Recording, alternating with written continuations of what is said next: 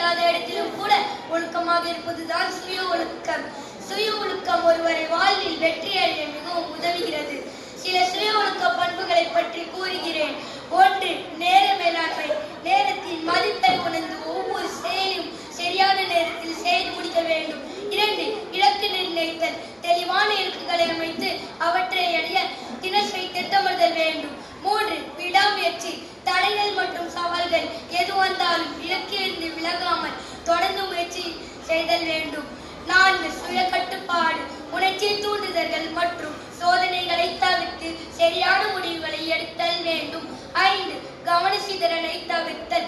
சமூக வலைத்தளங்கள், தேவையற்ற பழக்கங்கள் போன்றவற்றிலிருந்து விலகி வேலையில் கவனம் செலுத்த வேண்டும். 6. பொறுப்புணர்வு. தம் செயல்களுக்கும் தவறுகளுக்கும் தானே பொறுப்பேற்று தட்டி கழிக்காமல் இருந்தல் வேண்டும். 7. உடல் மற்றும் மனநலம். ஆரோக்கியமான உணவு மற்றும் உடற்பயிற்சிகளை தினசரி வழக்கமாக்கிக் கொள்ளுதல் வேண்டும். இவ்வாறு இந்த பண்புகளை வழக்கமாக்கிக் கொள்வதன் மூலம் தன்னம்பிக்கை அதிகரித்து சிறந்த நல்வாழ்வை அடைய உறுதி செய்கிறது.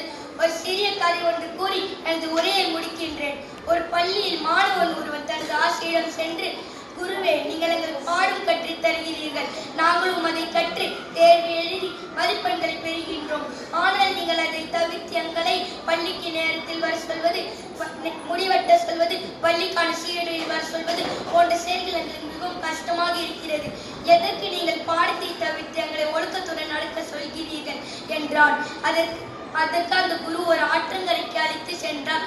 அங்கு அவர் அந்த மாணவனிடம், இந்த ஆறு எங்கே ஆரம்பித்து எங்கே சென்று அடைகிறது என்று